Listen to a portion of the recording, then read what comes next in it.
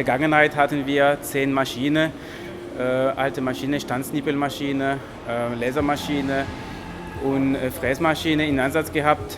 Die Maschinen waren nicht mehr fähig. Wir hatten Probleme mit Flexibilität und wir haben uns dann entschieden, für eine neue Lasermaschine zu kaufen, damit wir unseren Prozess verbessern können.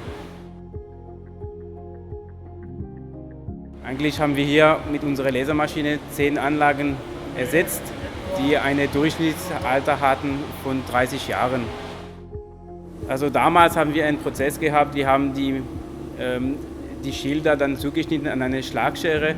Danach haben wir die Zuschnitte dann abgerundet mit einer Stanzmaschine.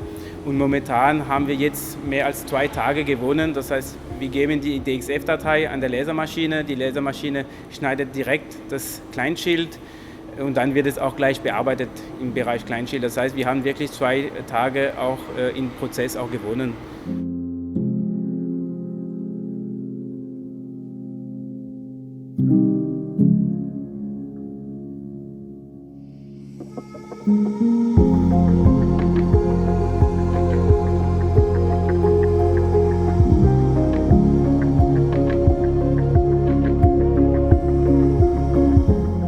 Microstep habe ich als professionelles Unternehmen kennengelernt, das jederzeit auf die Kundenwünsche eingeht und diese auch umsetzen kann.